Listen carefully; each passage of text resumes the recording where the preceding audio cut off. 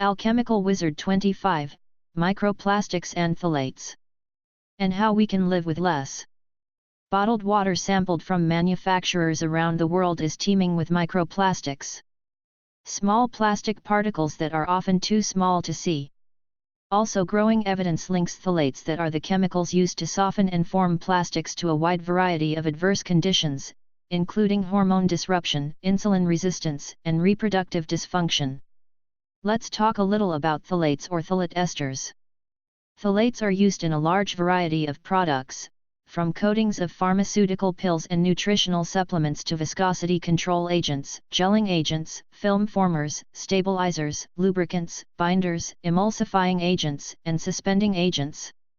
End applications include adhesives and glues, building materials, personal care products, medical devices, detergents and packaging, children's toys, modeling clay, waxes, paints, printing inks and coatings, pharmaceuticals, food products, and textiles.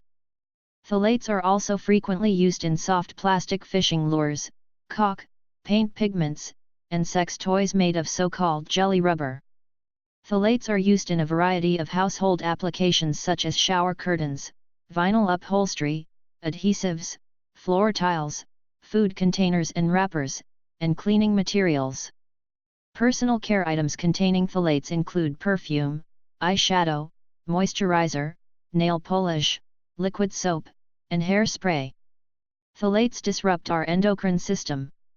And we just talked about how important that connection is to our overall biofield physiological health. Now a little about microplastics.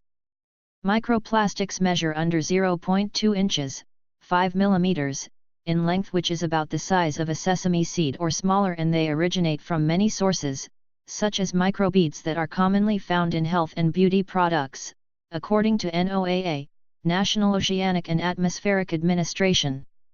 Tests of 250 bottles from 11 bottled water brands revealed microplastics in 93% of the samples, with an average of 325 particles per 34 fluid ounces, 1 liter, of water.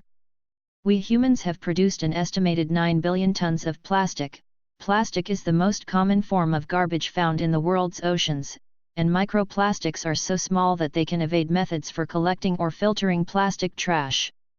Studies have shown that microplastics are present in nearly every environment on Gaia and can be found in the intestinal tracts of many types of seabirds and marine life, according to NOAA. Microplastics are not a specific kind of plastic, but rather any type of plastic fragment that is less than 5 millimeters in length, according to NOAA. They enter natural ecosystems from a variety of sources, including clothing and cosmetics, and industrial processes. Think of acrylic carpeting and curtains. Think of how much plastic a car is made out of. Our toothbrush is a polymer made from oil, unless you have a bamboo one. The point is, polymers and phthalates are getting into everything. This is a global ecosystemic epigenetic health issue. We are all involved in a part of the agro-petro-economic structure which is changing as I write this. We are growing industrial hemp in America again. So many benefits. Plant-based biodegradable unlimited products. More on that in another blog. 2 classifications of microplastics currently exist. Primary microplastics are any plastic fragments or particles that are already 5.0 mm in size or less before entering the environment. These include microfibers from clothing, microbeads, and plastic pellets. Secondary microplastics are microplastics that are created from the degradation of larger plastic products once they enter the environment through natural weathering processes. Such sources of secondary microplastics include water and soda bottles, fishing nets, and plastic bags. Both types are recognized to persist in the environment at high levels, particularly in aquatic and marine ecosystems. Okay, let us consider some of these things that we can do to avoid or live with less microplastics and phthalates. 1. Please check all the toys you buy for your children or have already bought. The Consumer Product Safety Improvement Act of 2008, PSIA, has prohibited more than 0.1% of the 8 phthalates from appearing in children's toys that can be placed in a child's mouth and child care articles. The XBIO defines children's toys as products designed or intended for play by children 12 years old or younger. Child care articles are products designed to facilitate sleep or feeding of children aged 3 years old or younger, or to help children with sucking or feeding.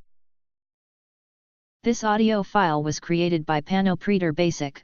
You can download it at www.panopreter.com.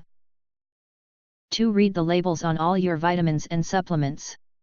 Make sure it's plant-derived capsules or coatings.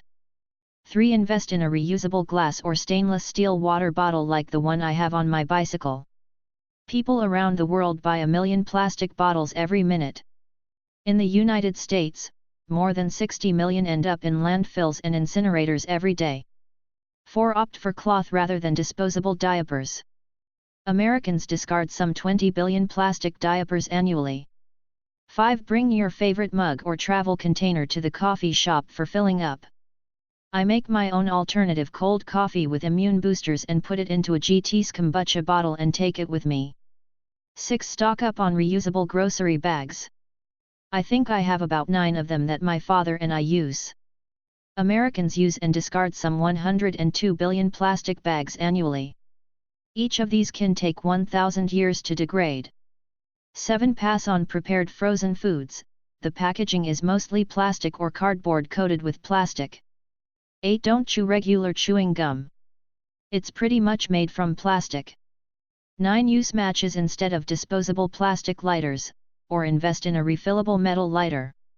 10. Avoid plastic wrap to cover leftovers, cheeses, and other refrigerated food by using a dishcloth or parchment paper. I am guilty of this one. 11. Cook with cast iron instead of non-stick pans.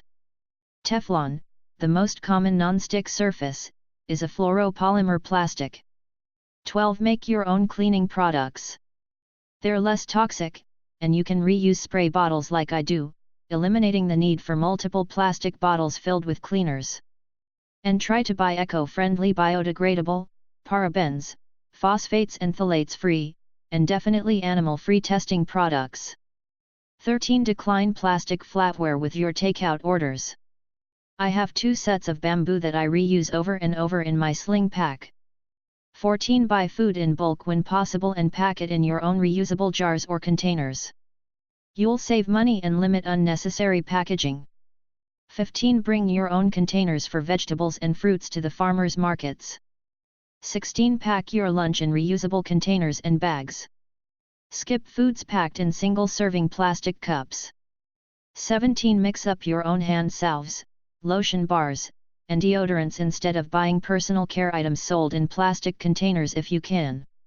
Raw unrefined virgin coconut oil is a great base for all of these. Plus you can eat it. 18. Replace your Tupperware with a set of reusable glass storage containers for leftovers. 19. Compost. Compost. Compost your food waste to reduce the number of plastic bags needed to haul it to the landfill. 20. Pick up some biodegradable plant-based storage bags and reuse them like I do. I always have a few with me in my sling pack. You know me, I like to forage for wild foods when I am out commuting on my bicycle. One of the many reasons I commute on a bicycle. You can't do that from inside a car. Just sayin'. Travis Carper. August 27, 2019. Blog on 3decrees.org.